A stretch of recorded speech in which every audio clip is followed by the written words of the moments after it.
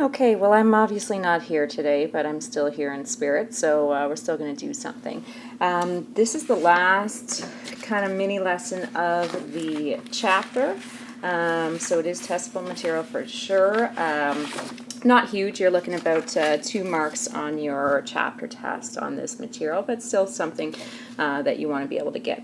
So today we're going to be talking really briefly about how to determine whether or not a reaction will be spontaneous. So just to make sure you understand what spontaneity is, if a reaction is spontaneous, what that means is it will occur without continuous outside assistance. You should be writing this, if you can read it. Okay, so spontaneous, reaction that will occur without continuous outside assistance. There is a common misconception. The misconception is that all exothermic processes are spontaneous, and that endothermic processes would not be spontaneous. This does even though it is a misconception, and I'm going to clarify that as we proceed, it does make sense that exothermic reactions would tend to be spontaneous because they don't require that extra input of energy that an endothermic process would require. So if we're looking at an endothermic process, remember a potential energy diagram, you need this extra kind of input of energy to the reactants to make them form products. So again, with an endothermic process, the tendency would be towards non-spontaneity, but there's more to it than that.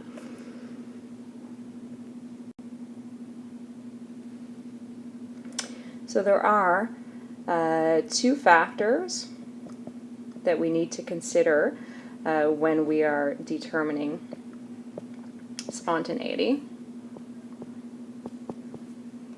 One of them is enthalpy. And it's going to sound like I'm contradicting myself for a second with the following couple of statements. But again, we're talking about tendency, so there is more to it. But if you have a delta H that's greater than 0, so here we're talking about an endothermic process, obviously, the tendency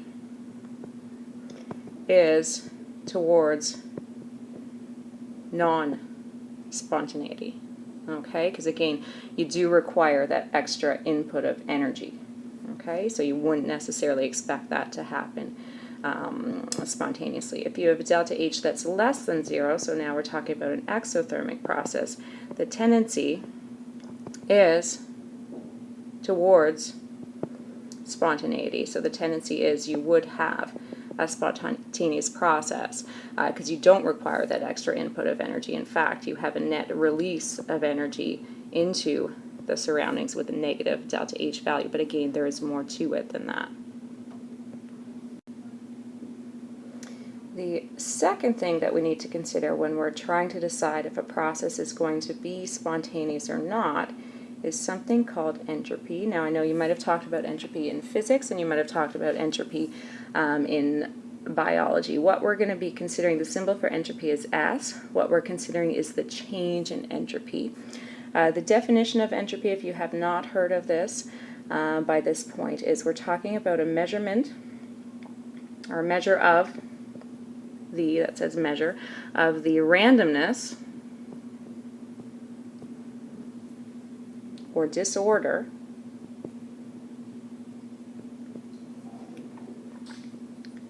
of a system or the surroundings.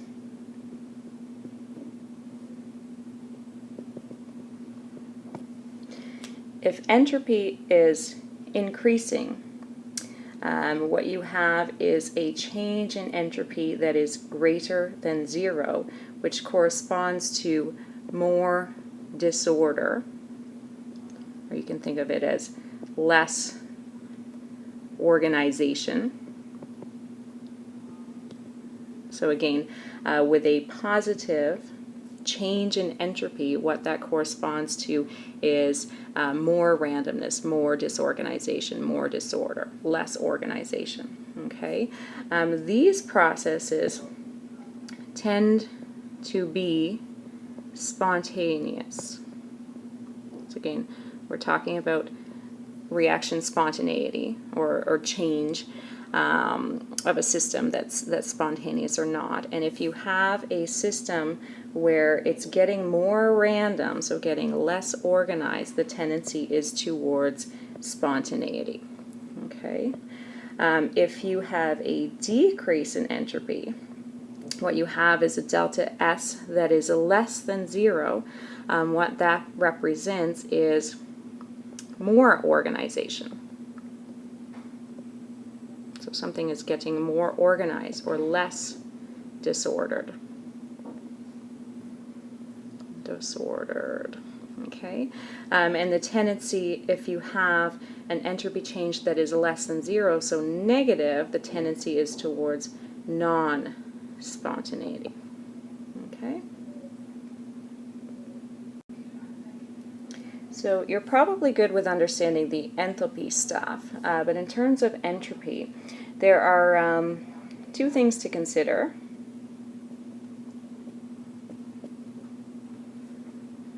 When basically deciding if your entropy change is going to be less than 0 or if your entropy change is going to be greater than 0. Okay, one of the two things is state.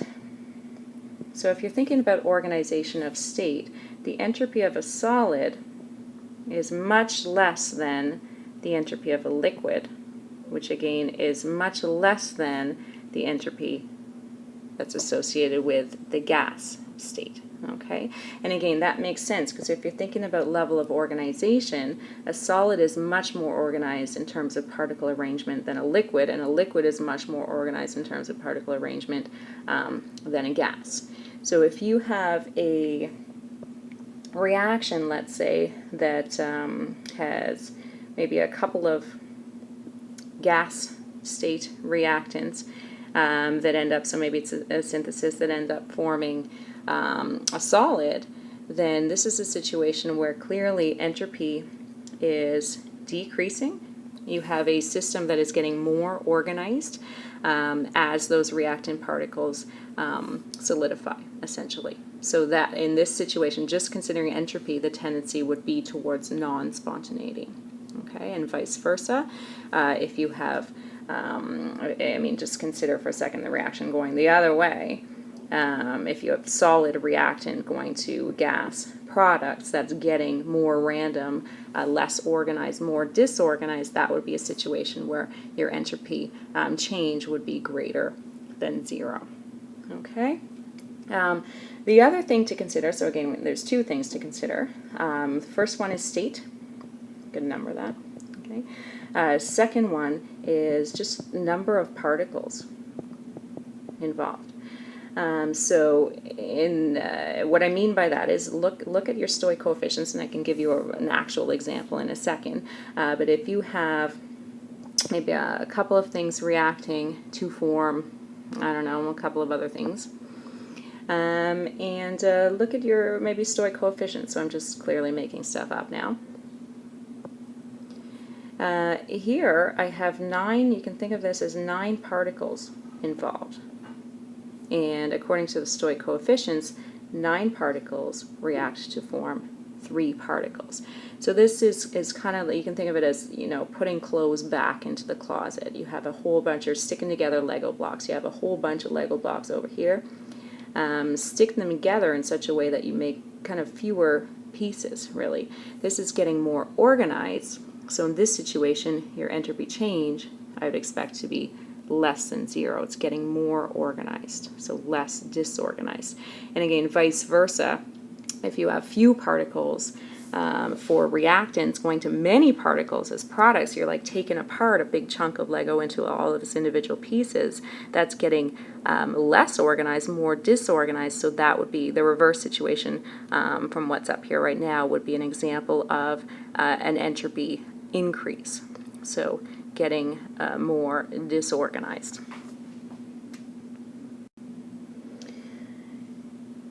So as an actual example, so this is an actual real example, C6H12O6, solid, you're going to burn some sugar. So plus 6O2 gas, 6 CO2 gas, and 6 H2O, let's say, liquid.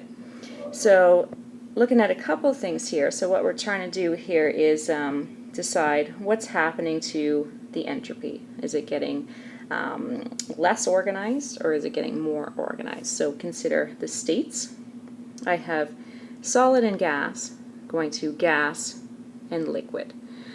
Solid is as organized as you can get, and yeah, you do have some gas particles here, but I would hypothesize from looking at the states you have a large complex structure that's a solid, and you end up with products that are gas and liquid. I would suggest from just looking at that you are getting less organized.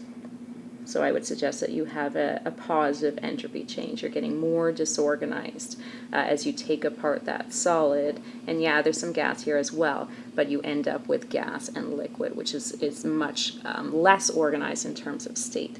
The other thing to consider is the numbers of particles.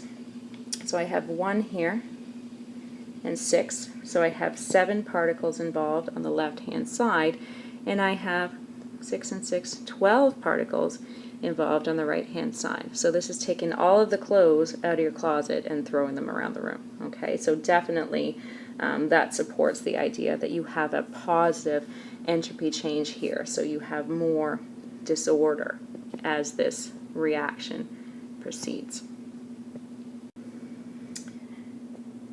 So a brief mention of the second law of thermodynamics.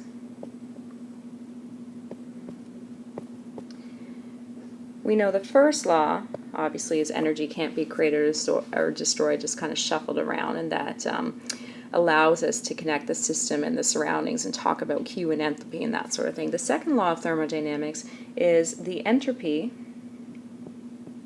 what we were just talking about, of the universe must always increase. So the universe itself is getting less and less organized, more and more disorganized. Any change, so physical change, reaction, that says change, okay, must directly or indirectly increase the entropy of the universe.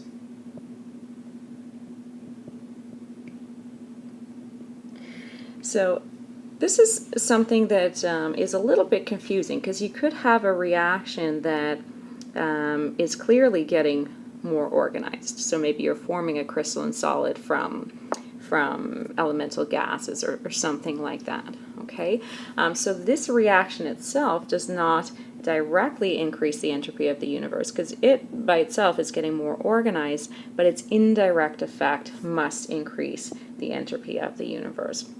So something that I sometimes think about is you guys, the bell rings, you're running around in the hallway like maniacs, and then you rush into class and sit down in your seats. So you as a class are getting more organized, but just the fact that you ran around the hallway creating, kinetic energy and heat energy and all of that other stuff, crashing into little gray nines or whatnot, you indirectly increase the entropy of the universe, even though you yourselves got more organized as a class. So that's one way to think about it. So we connect the enthalpy and entropy through something called Gibbs free energy. We're not going to actually do any mathematical calculations involving Gibbs free energy or get into it very much at all. That's for later. But symbol for Gibbs free energy is delta G. What we're really talking about is the energy available to do work. So that's the really abbreviated definition of Gibbs free energy. And basically what it shows us is the relationship, so the mathematical relationship between entropy,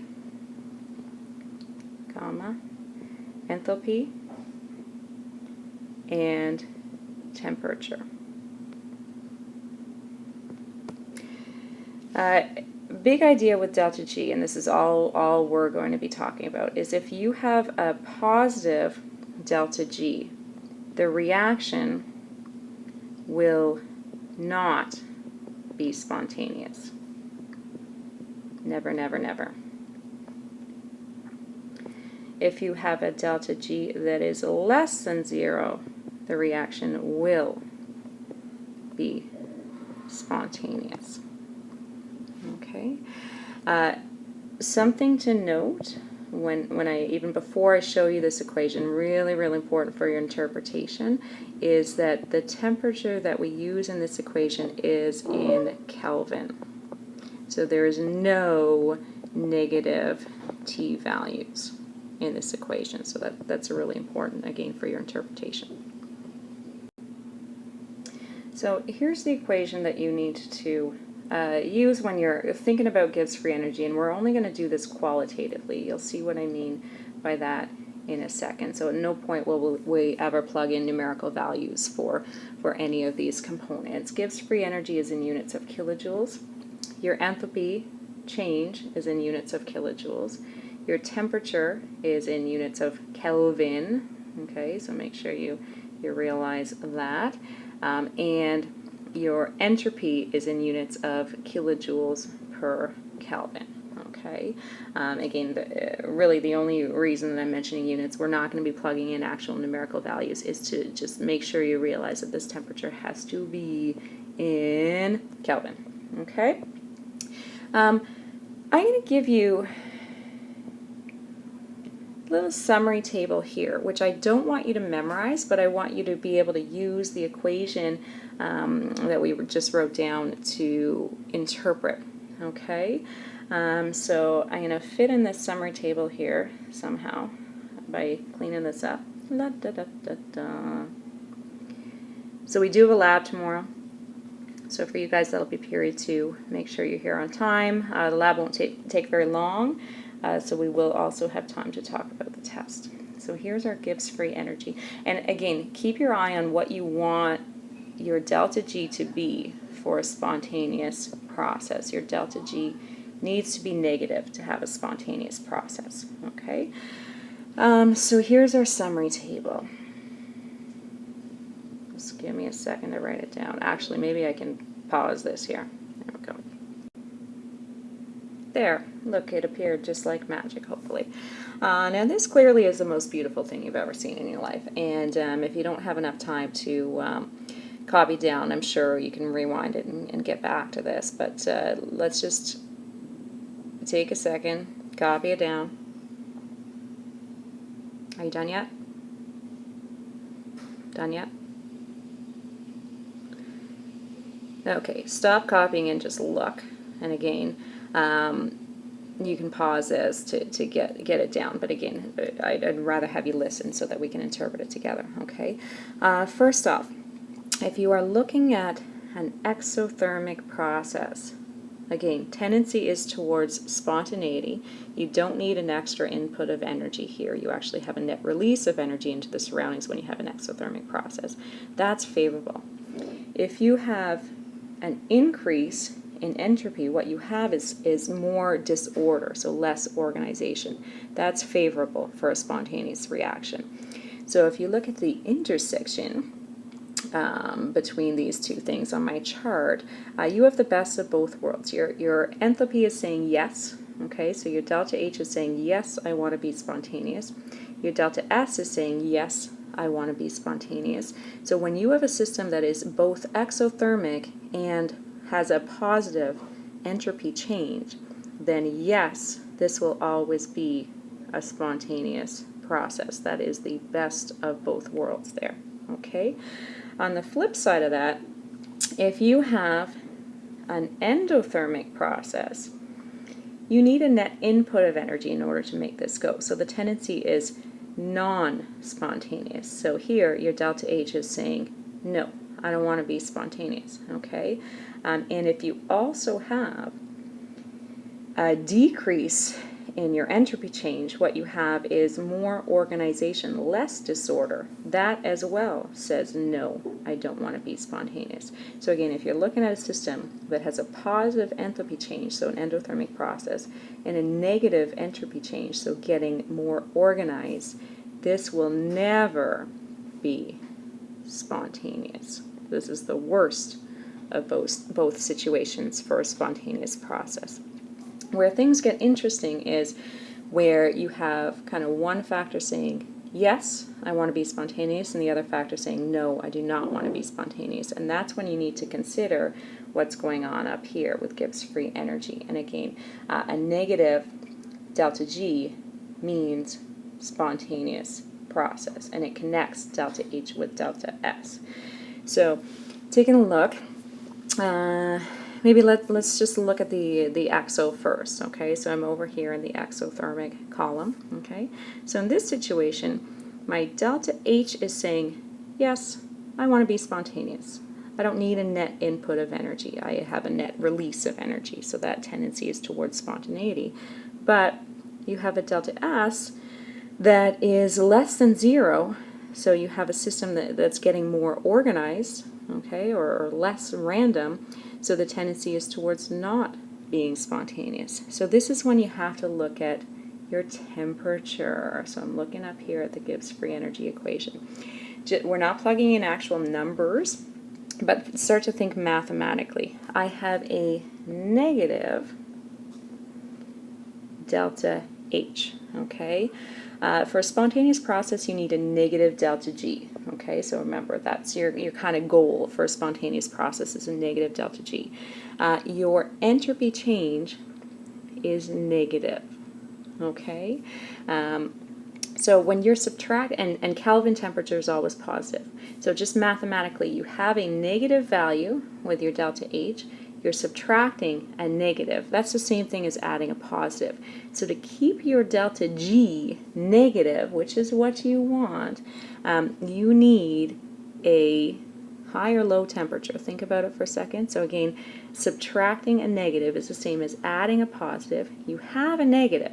So if you have a negative number and you're adding a positive value to it, the number that you add to that negative value should be small, okay? Or you want it to be small in order to keep your delta G negative for a spontaneous process. You might need to think about this for a couple of minutes, okay? But again, you're adding a positive value to your delta H, so you want the positive value you add to your delta H to be a small positive value, okay, in order to keep your delta G negative for a spontaneous process.